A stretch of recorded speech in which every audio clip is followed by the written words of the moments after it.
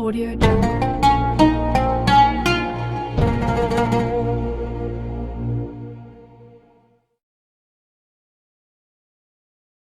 Assalamualaikum warahmatullahi wabarakatuh. Mari kita baca Al-Fatihah untuk Imam An-Nawawi yang kitabnya kita kaji untuk diri kita, untuk keluarga kita, untuk para DKM Masjid Al-Barokah beserta para donatur-donaturnya. Mudah-mudahan kita senantiasa diberkahi oleh Allah.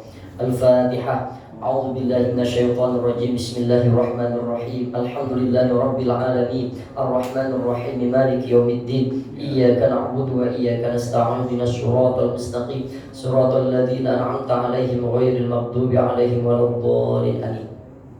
Bismillahirrahmanirrahim. Alhamdulillahilladzi mujaddidil a'wami 'am ba'da 'am. Allahumma sholli wa sallim wa barik ala sayyidina wa habibina wa syafi'ina wa maulana Muhammadin wa ala alihi wa ashabihi ajma'in. Amma ba'du, fa yaqulu Allah ta'ala fi kitabihil aziz. A'udzu billahi minasy syaithanir rajim. Bismillahirrahmanirrahim. Qalu subhanaka la ilma lana illa ma 'allamtana innaka antal alimul hakim. Para jamaah yang dimuliakan oleh Allah, kita masuk pada hadis yang ke-13 dari bab sabar, halaman 62 sebelah kanan, dari Abu Sa'id dan Abu Hurairah radhiyallahu anhu, yang mudah-mudahan Allah meridhoinya. Ma yusibul muslima min nasabin wala sabin wala hamin wala hazanin wala adaw wala ghammin. Tidak ada rasa keletihan atau sakit atau rasa cemas, kesedihan ataupun duka cita yang menimpa seorang muslim, hatta syaukati yushaquha illa kafarallahu biha min khotoya. Bahkan meskipun hanya duri yang menusuknya, melainkan Allah melebur setiap kesalahan-kesalahannya dengan musibah-musibah itu. Yang pertama, ini dijelaskan bahwa berbagai penyakit dan penderitaan yang menimpa seorang mukmin yang dihadapinya dengan sabar itu menjadi sebab wasilah diampuni setiap noda dan dosanya tuh. Itu dalam kitab Tanbihul Ghafilin karya Imam Abu Lais At-Tamarqandi. Itu malaikat bertanya kepada Allah dengan pertanyaan, ya Allah, kenapa orang yang beriman itu kok masih mendapatkan berupa ujian seperti penyakit, kesusahan, kesedihan? Kenapa engkau masih berikan ujian itu kepada orang yang beriman? Bukankah mereka orang yang mendekatkan diri kepada Allah? Lalu Allah katakan kepada para malaikat, wahai malaikat-malaikatku, justru itulah bentuk kasih sayangku untuk orang-orang yang beriman. Ketika aku berikan kepadanya ujian, kesusahan, penyakit, kesedihan, kehilangan orang yang dicintai, maka akan aku berikan kepadanya berbagai macam pahala untuknya. Yang kedua, itu sebagai pelebur dosa, penggugur dosa setiap dosa yang mereka punya. Dan yang ketiga, ketika mereka kembali kepadaku, aku sudah ridho kepadanya. Nah, jadi musibah itu sebetulnya menjadi wasilah pelebur noda dan dosa kita. Jadi kalau kita kena musibah, kita kena paku, ban kita bocor, tuh jangan tanya, ya Allah dosa apaan gua begini. Mau ngaji ban pakai bocor lagi. Tuh kalau dijemberin dosa kita banyak betul, Pak. Ya, tapi itulah cara Allah menghapuskan, membersihkan setiap noda dan dosa kita. Nah, kemudian yang kedua, barang siapa yang mendapatkan musibah kemudian dia tidak bersabar dan dia marah, maka dia kehilangan dua. Yang pertama, dia tidak mendapatkan pahala atas setiap musibahnya, dan yang kedua, dia ini pun tidak mendapatkan pahala sabar. Jadi termasuk kena duri saja tuh, kalau bahasa kita Betawi, kesusuban. Orang yang kesusuban aja itu sudah mendapatkan pahala dari Allah. Yang penting dia bersabar. Bahkan kata Nabi, idza maridul abdul mu'min, ketika orang yang beriman itu kena penyakit, maka kata Allah, kata Nabi, auhallahu ilal malaki, Allah kemudian mengutus, memberikan wahyu kepada malaikat, aniktub li'abdi ajra ma kana ya'malu fis sihah. Catat amalan orang yang lagi sakit itu ketika dia sehat. Kita kan kalau lagi sakit berhenti dulu ngajinya. Kalau lagi sakit kita berhenti dulu sholat sunnahnya. Kalau kita lagi sakit berhenti dulu baca Al-Qur'annya tuh. Kenapa lagi sakit? Tapi kata Allah, catat itu orang yang lagi sakit sebagaimana amalan-amalan dia ketika sehat. Jadi kalau kita lagi sehat, biasa ngaji, kita biasa sholat sunnah, tapi kita sakit, itu tetap kita mendapatkan pahala sebagaimana ketika kita sehat. Makanya orang yang perempuan tuh lagi haid, orang yang lagi haid, maka tetap dia mendapatkan amalan-amalan rutin ketika dia tidak sedang halangan atau ketika dia tidak sedang haid.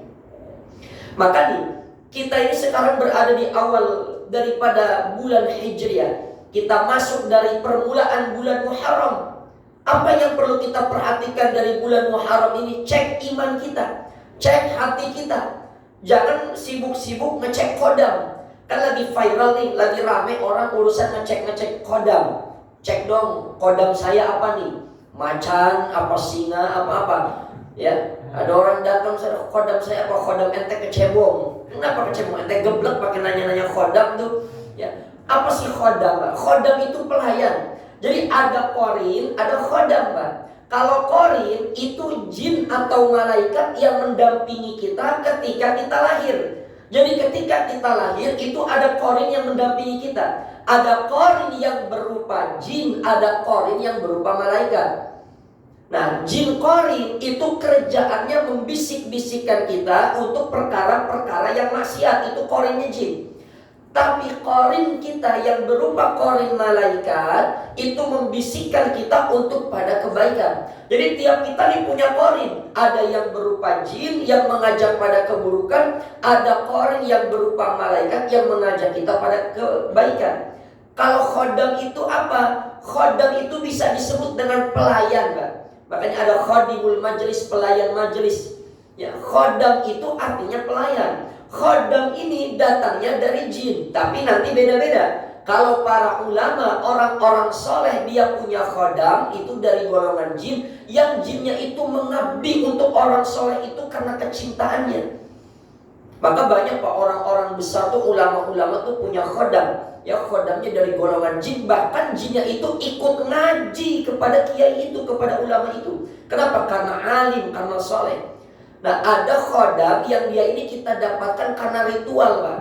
Orang ritual di gunung mana untuk punya khodam tuh biasanya dukun tuh. Makanya dukun itu buat nyantet orang, buat ngeluh orang pakai apa itu? Pakai puasa dulu, pakai mutih dulu, buat mendapatkan khodam jin, untuk melakukan perbuatan-perbuatan jahat tuh.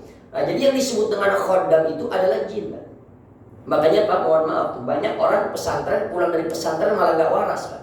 Ya, ada orang pesantren, Pak, pesantren kok pulang dari pesantren kok otaknya seperti gak waras. Ya, kadang marah-marah sendiri, kadang suka tiba-tiba tawa sendiri, padahal dia lagi puasa tuh. Kenapa? Itu karena niatnya sudah beda, Pak.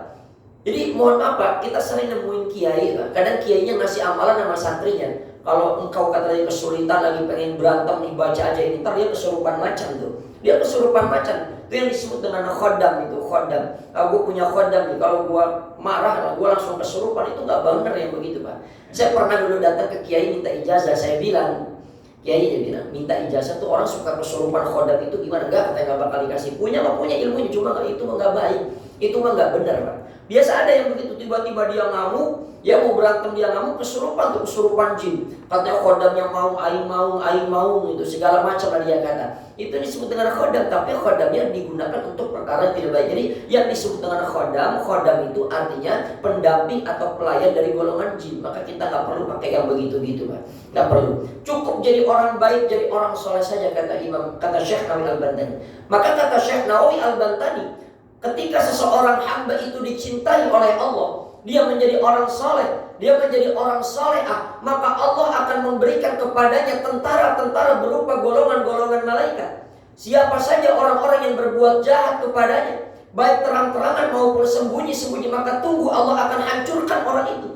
Maka cukup kita menjadi orang yang soleh, mendekatkan diri kepada Allah, maka kejahatan apapun itu cukup nanti Allah akan kirimkan malaikat yang menjadi bala tentara untuk kita.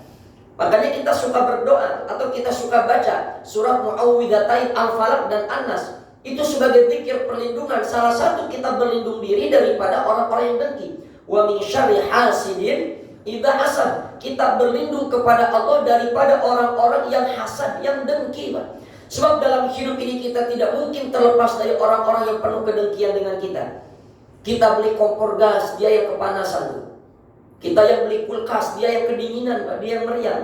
Kita beli mobil, dia yang naik ambulan. Kenapa? Ada rasa hasad, ada rasa dengki dalam hatinya.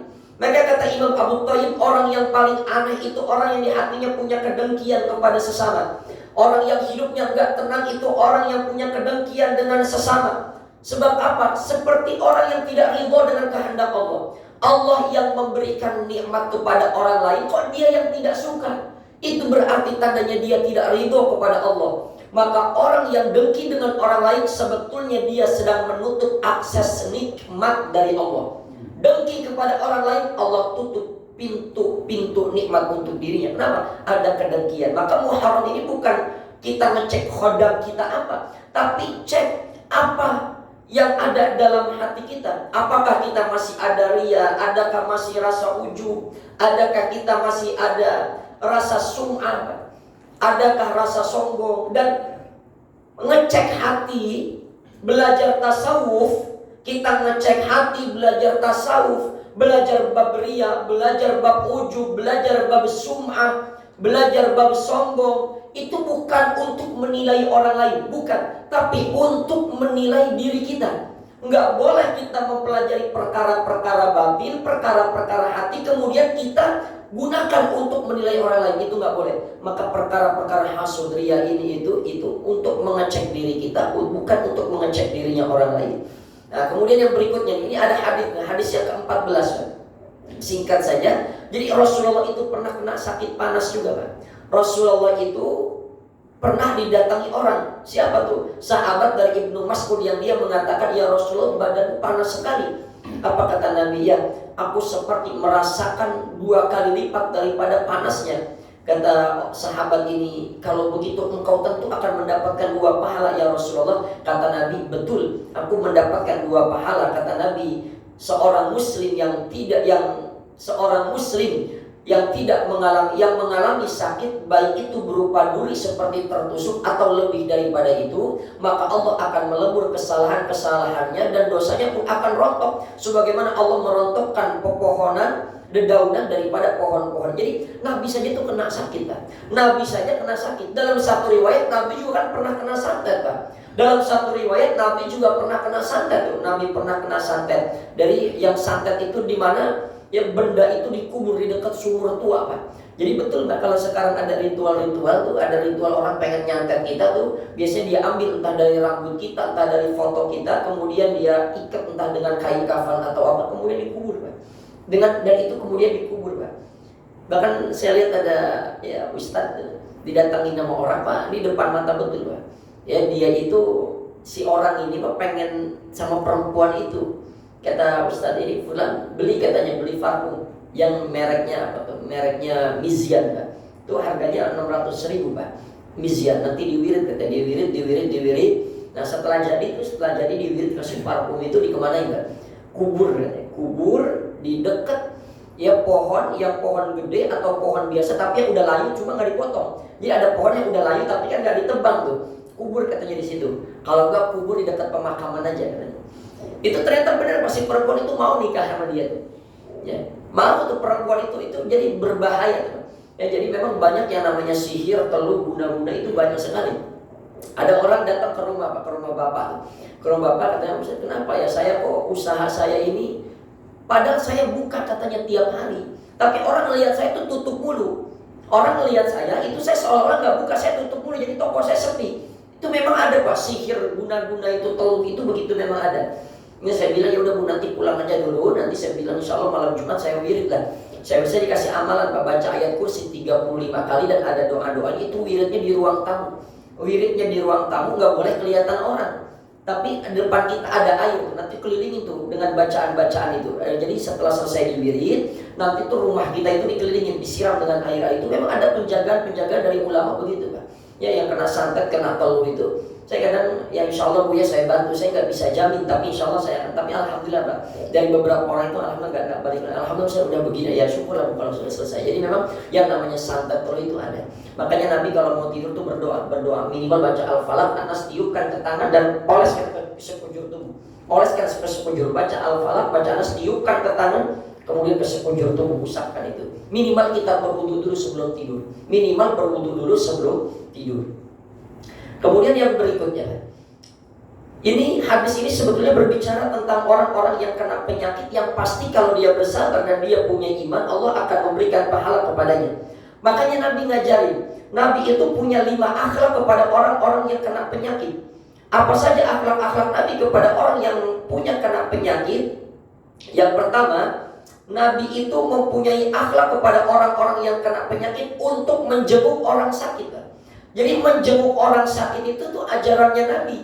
Bahkan dalam satu riwayat, orang yang menjenguk orang sakit itu lebih baik Pak. Itu lebih baik daripada dia sholat sunnah. Menjenguk orang sakit dalam satu riwayat itu lebih baik daripada dia mengerjakan sholat sunnah. Karena ketika dia melihat orang sakit, menjenguk orang sakit ada 2 pahala. Yang pertama, dia mendapatkan pahala untuk merenungi dirinya. Dan yang kedua, dia bikin girang orang yang sedang sakit. Makanya kata Nabi, basyiru wa la tunafiru. Bahagiakan orang, jangan ditakut-takutin. Bahagiakan orang, jangan dibikin sedih. Itu ajaran Nabi.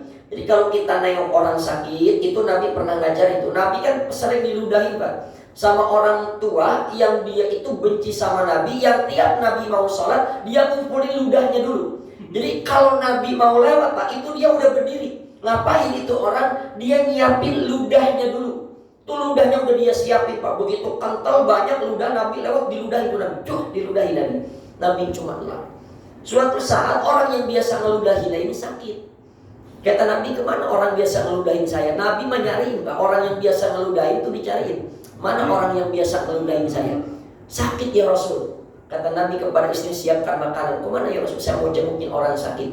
Nabi kan ketok pintunya. Ya. Nabi ketuk pintu orang ini Pak. Nabi ketuk pintu orang ini.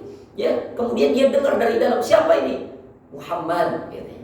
Ngapain kau kesini? Kata orang itu, udah suudzon. Ngapain kamu kesini? Kalau mau ngajakin ribut, kalau saya udah sehat.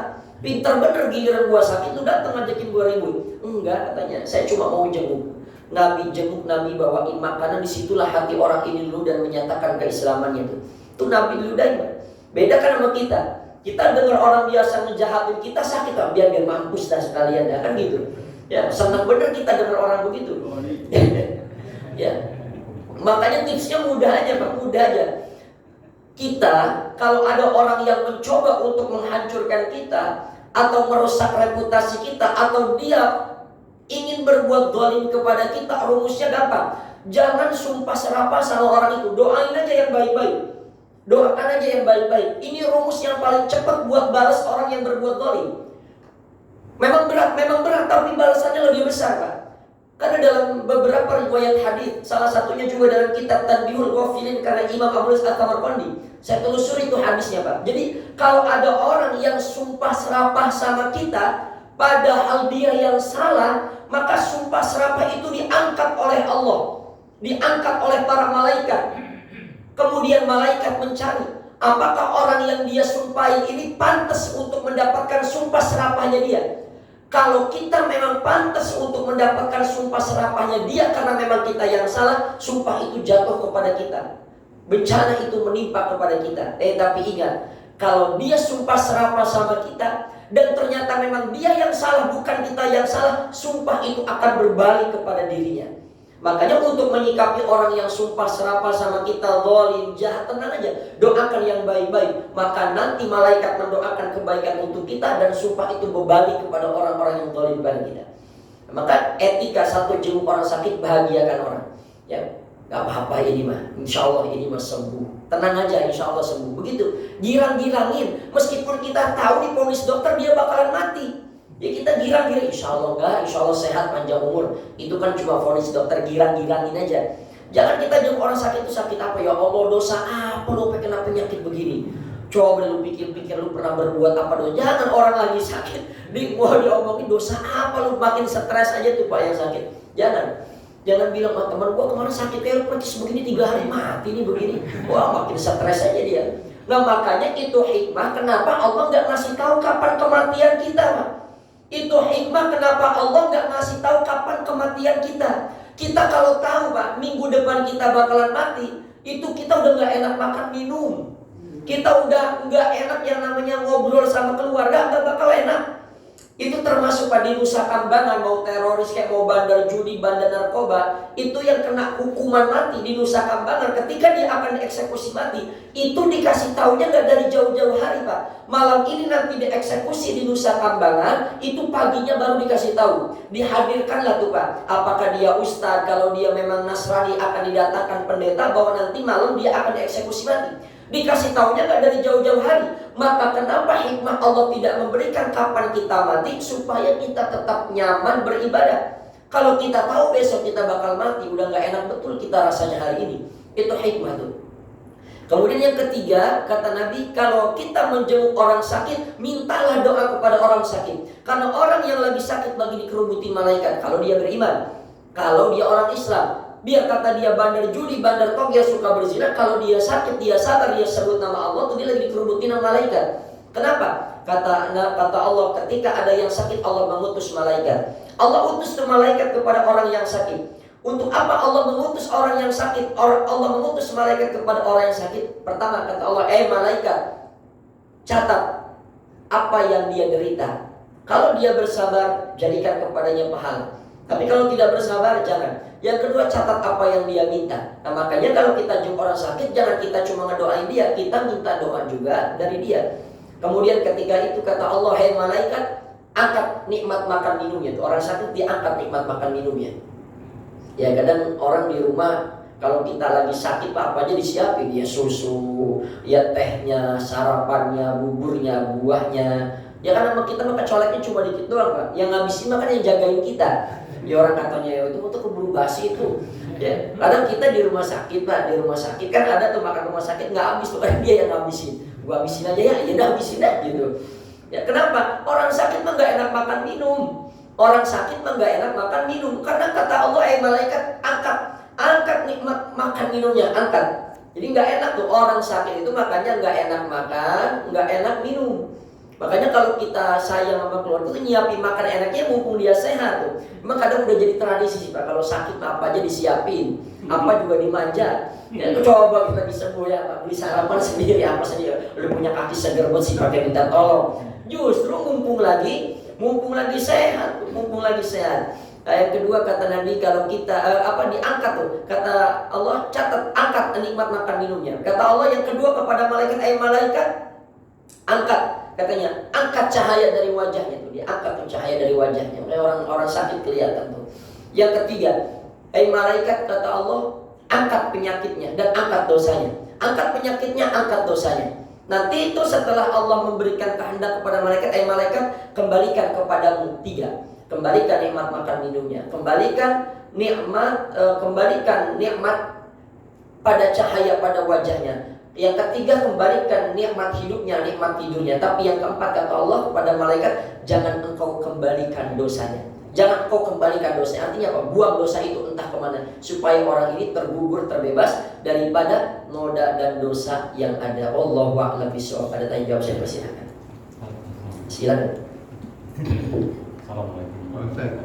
Bisa lama, bentar Pak. Di antara di sini Bapak ya Pak. Ya silakan Pak, ya lanjut. Di sini tidak ada keletihan, sakit, kecemasan, kesedihan, penderitaan dan cita yang menimpa seorang muslim. Bahkan dari yang menusuknya, melainkan Allah melebur kesalahan dan musibah-musibah itu. Jadi begini Pak, ada ya termasuk saudara, dia juga awal masih sehat itu ya rajin ibadah segala ke masjid semua, jamaah semua, haji semua. Tapi ini sekarang sakit lama juga ya parah juga, tapi lama gitu, lebih dari 10 tahun. Artinya dia semua kegiatan yang awalnya saya tuh dia nggak suka, tapi tetap sholat cuma jamaah enggak lah, nanti ngaji enggak, kalau di rumah sih pasti udah pas sampai dia jalan itu ya. Itu yang tadi saya mau tanya, artinya dia dalam keadaan kayak gitu yang terpahala Ya, artinya nanti setelah itu gimana itu ya? Lama sekali sakitnya sampai sekarang juga mungkin belum pulih gitu. Iya, baik. Kira-kira gitu. Iya, jadi memang orang yang banyak Pak sakit lama, akhirnya dia biasa ke masjid jadi enggak biasa berjamaah, tapi tetap sholat kewajiban dia lakukan sendiri, maka tetap dia akan mendapatkan pahala sesuai hadis Nabi tadi. Siapa orang yang sakit, ya yang biasa dia sehatnya dia melakukan amaliyah, maka ketika dia sakit, tetap tuh Allah akan memberikan kepadanya pahala sesuai dia sehat, meskipun sakitnya lama, meskipun itu sakitnya lama bertahun-tahun. Makanya gini Pak, kadang saya lucu lihat orang ya, nggak salah juga, cuma nggak tepat. Ada orang, dia ini katanya lemes, nggak kuat untuk sholat berdiri, berjamaah di masjid.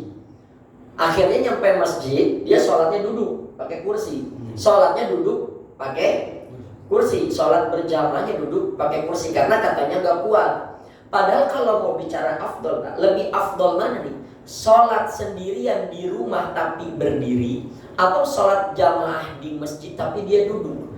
Ya, berdiri dia nggak kuat, tapi jalan ke masjid kuat itu. Jadi kadang ada orang Pak, sholat di masjid duduk, berjamaah duduk, tapi lebih afdol mana dibandingkan dengan dia sholat berdiri, tapi dia sendiri di rumah. Itu kata ulama lebih afdol dia sholat di rumah, karena sholat di rumah dia berdiri. Karena berdiri itu menjadi rukun kan, berdiri itu menjadi rukun daripada sholat. Jadi berjamaah itu kan hukumnya kata ulama, ada yang mengatakan dia hukumnya sunnah muakkad, ada yang mengatakan fardu kifayah. Tapi sedangkan berdiri dalam sholat itu menjadi rukun kalau dia mampu. Jadi kalau diperdebatkan antara dua pendapat, lebih baik mana? Apakah dia sholat dalam keadaan berdiri tapi sendiri di rumah, atau dia duduk berjamaah di masjid? Itu afdolan berdiri. Afdolan berdiri meskipun di rumah. Jadi meskipun tadi ya ada saudara yang sakit, dia sakitnya sudah lama, maka dia tetap akan dicatat mendapatkan pahala sebagaimana ketika dia sehat. Itu akan dicatat, akan menjadi penggugur dosa buat dirinya. Nggak peduli berapapun lamanya sakitnya, tetap dia akan mendapatkan pahala supaya dia sehat. Nah makanya itulah Nabi suka ngajarin selama masih sehat, perbanyaklah ibadah, amalan yang wajib, amalan sunnah. Itu sebagai modal kita kalau suatu saat nanti kita sakit, kita tetap mendapatkan pahala sebagaimana seperti kita sehat. Maka Nabi nggak mengatakan batasnya sekian tahun sakit, itu tidak. Selama dia sakit itu menyebabkan kesulitan kepadanya untuk melakukan sebuah ibadah, maka tetap dia akan mendapatkan pahala. Bahkan Nabi mengatakan, Pak, ini kan bulan Muharram nih, itu perbedaan kondisi dan perbedaan waktu itu pun mempengaruhi pahala kita. Kan bulan Muharram itu minha arba'atul hurum, salah satu bulan yang dihormati, yang kalau kita berbuat kebaikan pahalanya lebih besar. Kalau kita berbuat maksiat, maka dosanya pun bobotnya akan lebih besar. Nah, sama dengan orang yang dia ini tidak mampu dan dia mampu.